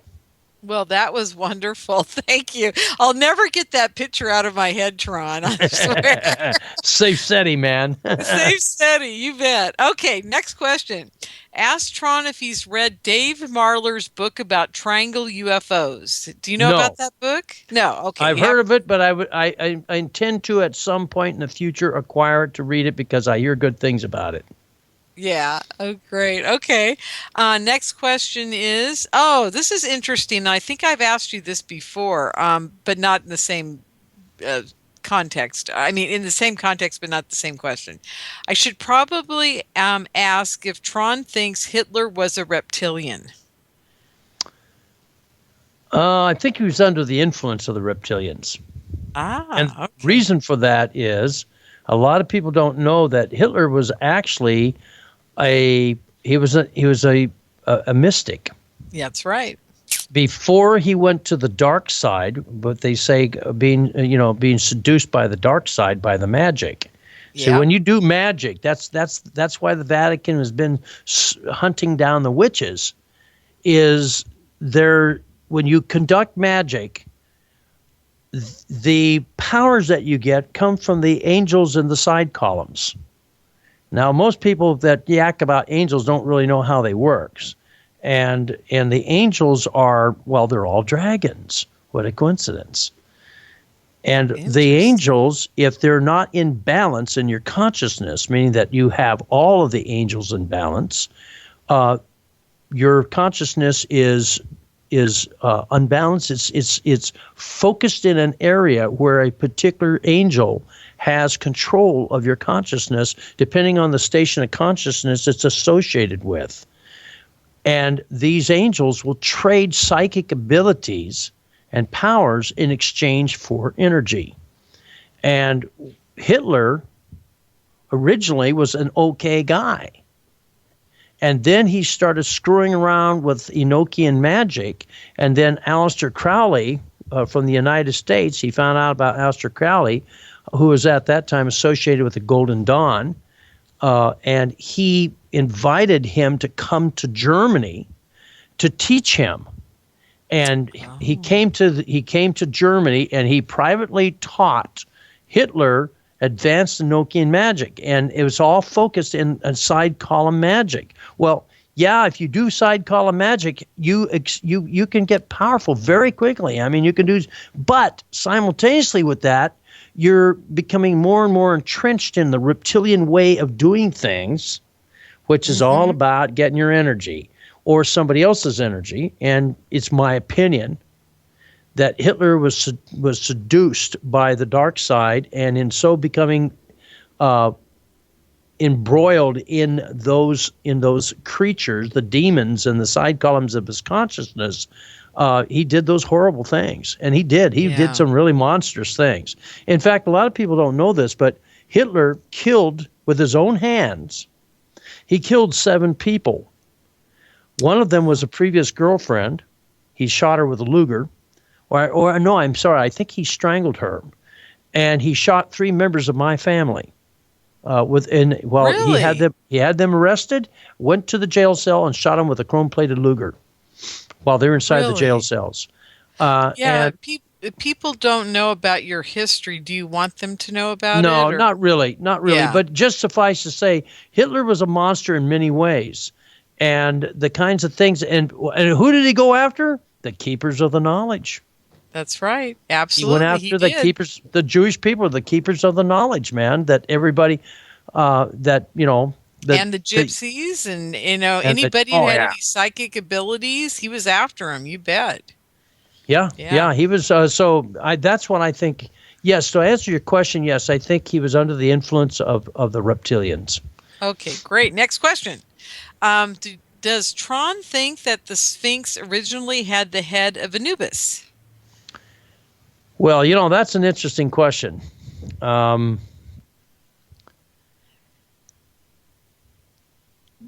know if it would look like Anubis. It could have, but what I was shown by when I was in resonating with with a gray, a hybrid gray that was hybridized specifically to communicate with me. It taught me all kinds of stuff about the reptilians, but it didn't tell me a single thing about what they're doing. Yeah, I always find that part of the story fascinating. I got to tell you. And I tried, but I was told, I say that it's told, but it's not really told. It's a sense of knowingness. It's like seeing a series of movies in your mind. It was done what I perceive in a process I perceive as telepathy, but I saw it like a series of visions. And one of the visions was the reptilians who colonized our world and made humans here had created 2 sphinxes. One was a male sphinx and one was a female sphinx. This female sphinx is the one that exists today, and the male sphinx was I was shown a red-faced baboon, but it had the little Anubis-like ears on the top. And the reason why, and it showed these 2, one was of the lion, which was the female of the species, and one was this baboon-looking creature. And what happened was that during the flood, the male sphinx was washed away. And there is now evidence, which Howie Zawaz refuses to allow anybody to do further research. He's the director of antiquities for Egypt. Yeah. And by the way, he was I found out recently that he was a student of Edgar Cayce. Oh, really? And was funded by the Cayce Institute with the ARE. Yeah. And that's where he got his Egyptology training from. And he is now the director. But he won't allow anybody to do any kind of studies in Egypt that takes away from the greatness of Egypt, what they perceive as being the Egyptian period. And so they suppress anything that doesn't cater to that. But the evidence is that there was that all the erosion was not caused by wind, but it was caused by water flow So there is some support of that. It wouldn't surprise me if we saw the picture or saw the Sphinx when their original glory, that it could have been an Anubis. But it wouldn't surprise me. But if you look at a red-faced if you look at a baboon, they look a lot like an Anubis also. They have the long snout with the canine teeth, and, they have those little ears. But the Anubis was I believe, was a dragon. I believe that's my opinion, was that it was a dragon, and it's a form of dragon we don't normally see. Right. It's not the cold-blooded reptilian style. It was basically what you're saying, right? Well, from what I understand, the reptilians are rewarded through DNA changes to their body. Where if you do really good, and you go from being a belly slitherer, and you may get legs. And if you work really hard and do really good, they give you another DNA pill, and you become a biped. You go from a quadruped to a biped.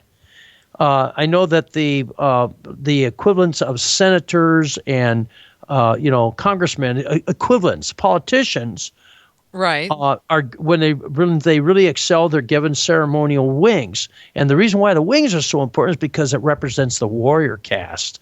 The warrior caste is the most coveted caste. They're the fighters, they're the eaters, they're they conquer the universe. And there's sort of like being a Marine Corps, the proud, the brave, the first into combat because of the most stupid. And but I have to tell you, in all the military bases I worked on, the Navy, the Air Force, the Coast Guard, the U.S. Army, the best-looking girls of all the military bases are on the Marine bases. Because all the Marines are hunks.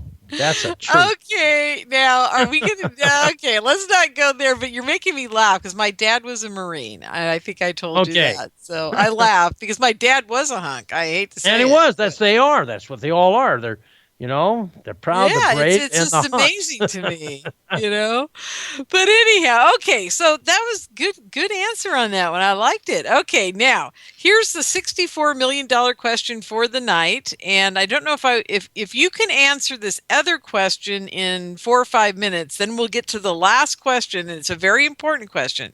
So I want to get to it, but here it is. Here's our second to last question. Does Plutronus think there is an alien base in the Antarctic? And second part to the question, does he think there are alien underground bases in Arizona? So basically the same thing. Are there underground or alien bases in the Antarctic or underground bases in Arizona? What do you think about that? Yes, the whole underground base thing. Yes and yes. Oh, really? I'm surprised. Tell me why you think so. Well, for one thing, there's almost nothing that's human that can access those areas.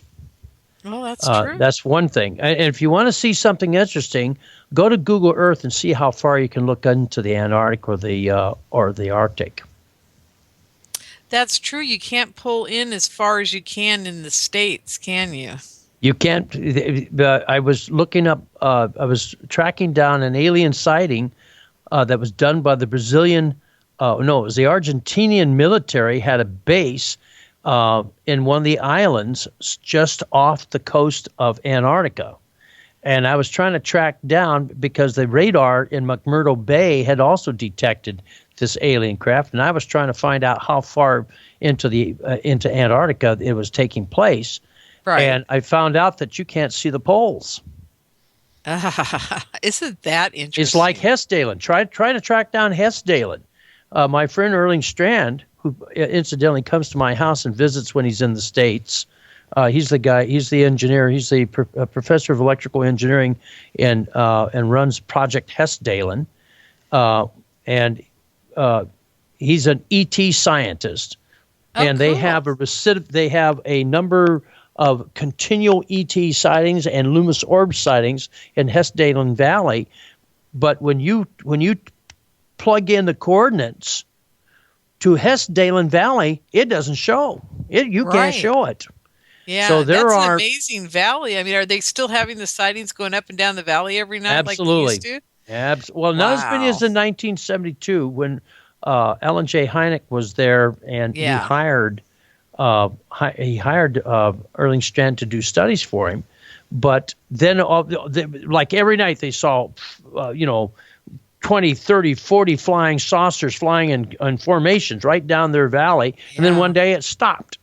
And all they see now are luminous orbs. These are the balls that are about the size of a cantaloupe. Yeah, isn't that weird? I've been telling people this for some time now. I've noticed that in the last 5 to 10 years, the sightings are changing drastically. They're either giant black triangles or they're luminous orb ships. I don't see a whole lot of sightings. Are monitors. In my opinion, the luminous orbs are in the neighborhood monitoring. I don't know if they're proxies or quasi-material. I don't know what they are. I've seen one from a distance of 1 foot. Knew somebody that saw one from a distance of 1 foot, and he stuck his arm in it. I had one pass through my brain in my laboratory. The huge black triangles are, in my opinion, reptilian military. They're military craft. They're great big. Look, the biggest ships on Earth are what? Are they Titanic? No, they're military. No. They're military. Why? Yep. They can afford the power. They can afford the money and the resources to build a great big ship. Aircraft carriers are some of the biggest ships in the world. There's nothing that's commercially made that's bigger than a military aircraft carrier. There's nothing bigger than a military rocket. There's nothing bigger than a military tank. And what are we talking about here? We're talking about vehicles. And what do? They use huge amounts of power, huge amounts of resources. They're heavy, and they're loaded with military men, right? And weaponry. Well, what do we got flying through our skies today? Military from alien worlds. That's what they are. They're those great big black triangles. That's why you don't see jets chasing them. I know the one I saw, there was no jets chasing this thing, and it was fast. I mean, it was out of my vision within a blink of an eye, literally. That's how quick this thing left the area after it stopped over me. Well, the interesting thing is according to a book, one of the fellows that I met at the conference, just show you you mentioned that there's wealthy as well as very, indigent people. At the conference, one of the fellows that came up and talked to me was a physicist who was a clandestine physicist, and he and I are in communications. We're exchanging stuff, but he tracked down and gave me a book. Okay. And this book is, of course, based in the 1950s, and it's talking about all kinds of interesting statistics written by the Nightcap crowd, which were all scientists. I love that crowd. I was so sad when they disbanded. They were cool. Well, they were infiltrated by everybody admits that they were infiltrated by the government. Yeah. And they were specifically broken up because of that. Yes. And this book, one of the interesting things about the book, which I've heard is disinformation in other sources, is that every time we fired a nuclear weapon, there's a huge number of sightings. And most of the sightings are over military bases. That's right. Absolutely. Okay? And where's the military base that they're hanging out over the most lately? Los Alamos National Laboratories, LANL. Oh, really? Yeah, well, that's where all the super secret military, physics research is going on. I mean, people know about physics today, the unclassified stuff. Yeah. We have military physics has been classified since 1945. That's true. What do you think? Absolutely. I mean, do you really honestly think atomic bombs are the big enchilada today? I mean, it was 50 years to the to the 2000s. 65 years ago technology. What do you think they're doing now? Oh, yeah. And that's what I tell people. Like, are you kidding me? Really? You don't think that we've gone way beyond that? Okay. Now, we only have like a minute and a half left. So here's the last question of the night. You have 1 minute to answer it, okay? How did Plutronus come up with his name? And that's from MJ. Okay. Hi, MJ. My name, I came up with the name Plutronus because I have Pluto in the 5th house. When I went to Burning Man, I took so much blights and blinky things that the editor of the Piss Clear magazine that's published at Burning Man called me Tron. And I just like the Herodotus kind of names. So I took the word Pluto, merged it with Tron, and added an us on the end of it and made it Plutronus. I love it. That's great. Okay, and I color it purple. And I color it purple when I post on the internet in the TEOR, the Edge of Reality UFO chat room, and I color it purple because the ancient astrologers colored the planet Pluto purple, and so I call it and make it purple Plutronus. I love that. That's so cool. Purple's my favorite color in the whole world. Well, it's violet, man. It's the upper end of the spectrum. Yeah, it's my favorite color, and the other one is red. So I like purple and red. So that's who knows? Because you got a lot of Aries in you. I do. I thought I didn't have any Aries in me. We all have. We're all the signs.